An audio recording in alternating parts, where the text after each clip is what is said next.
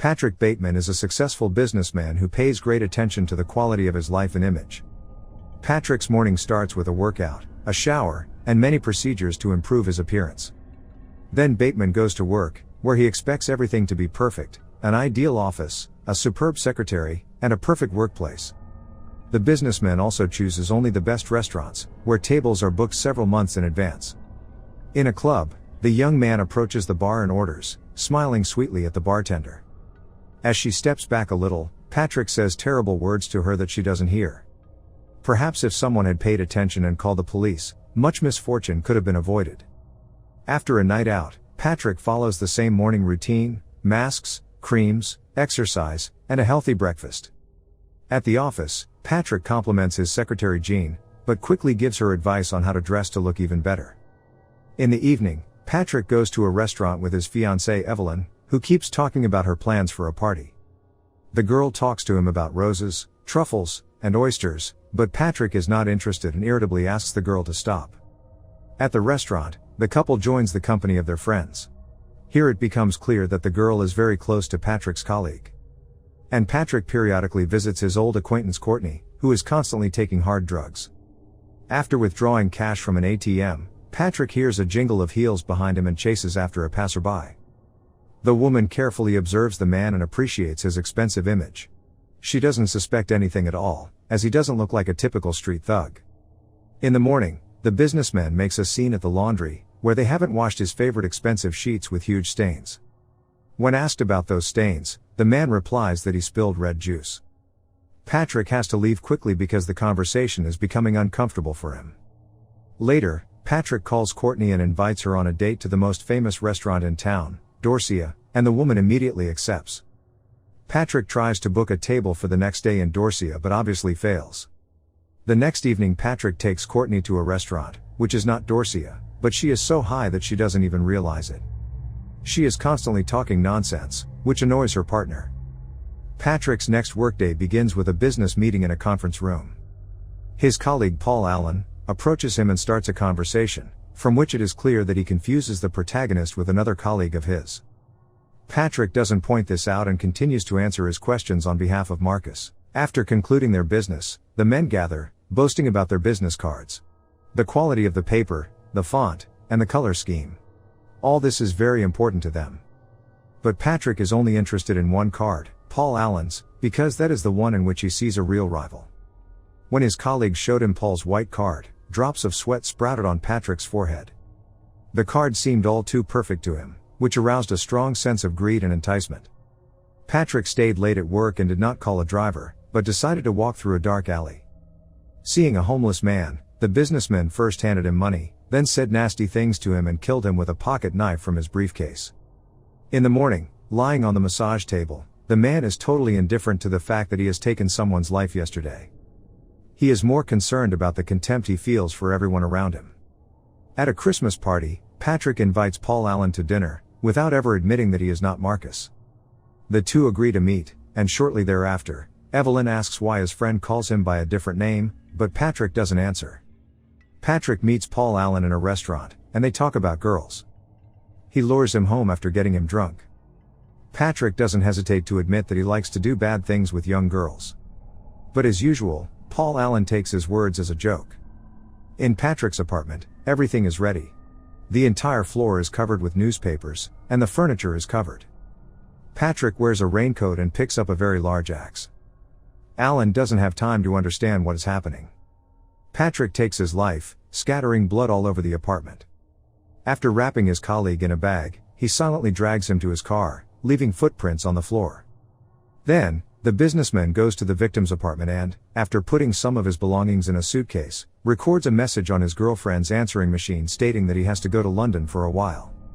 He does it shamelessly, without gloves, therefore leaving his fingerprints. Detective Kimball shows up at Patrick's office and asks the businessman some questions that concern him, but Kimball fails to find anything suspicious against Patrick. In the evening, Patrick goes to a bad neighborhood and invites a young woman, Christy, to his home. He offers her a good sum of money, and the girl agrees to take a ride.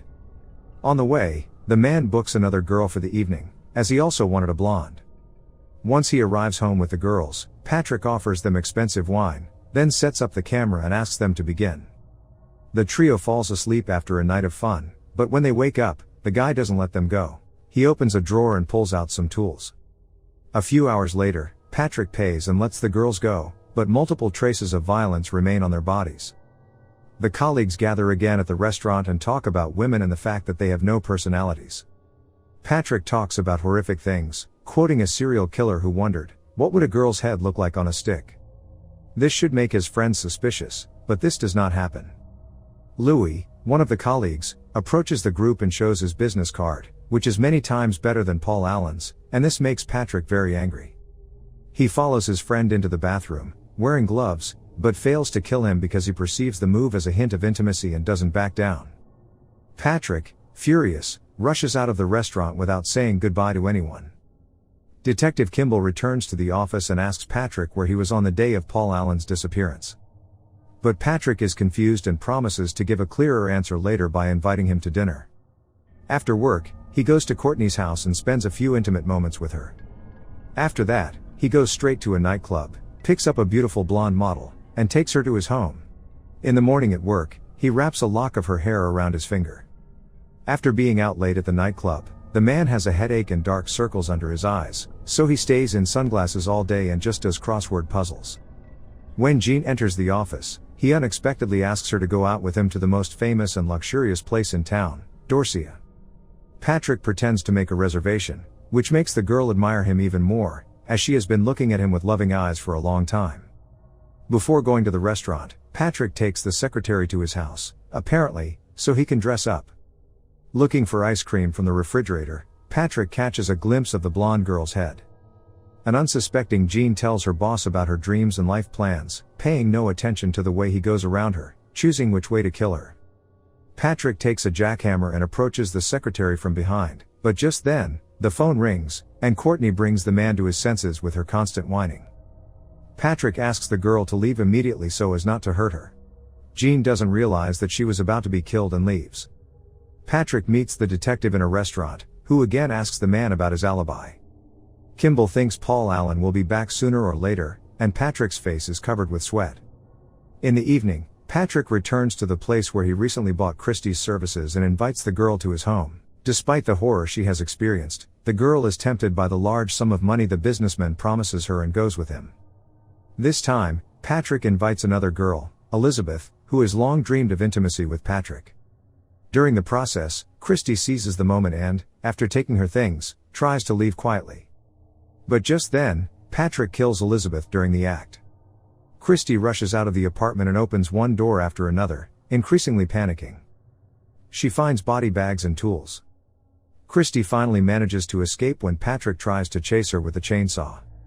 The girl bangs on doors and screams at the entrance, but no one reacts. She manages to reach the stairs and quickly descends. It looks like the girl is about to escape, but Patrick drops the chainsaw and it lands right on top of the victim. Patrick breaks up with Elizabeth, who starts whining in a restaurant while he draws a picture of the girl with the chainsaw on a napkin. Leaving the restaurant, the man goes to the ATM to withdraw money and sees a stray kitten, trying to kill it. Noticing this, a passing elderly lady screams and becomes a victim herself. Hearing the sound of police cars, Patrick tries to escape and kills everyone in his path, including janitors and neighbors. Finally reaching his apartment, Patrick leaves a message on his lawyer's answering machine, recounting everything he has been up to lately and going into detail about how and what he ate from his victims.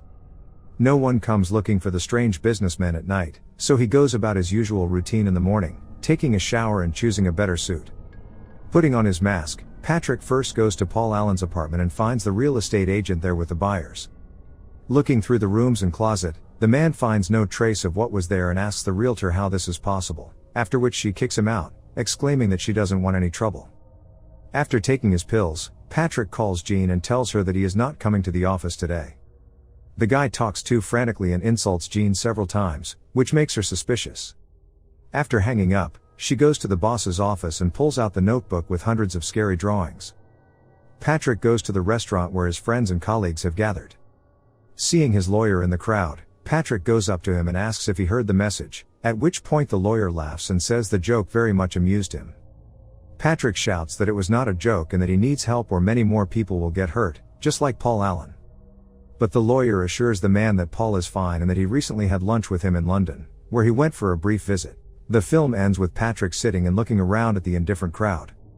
The man cannot figure out what is going on, whether it's that no one cares that much about what he is doing or whether all his crimes are really just a figment of his imagination.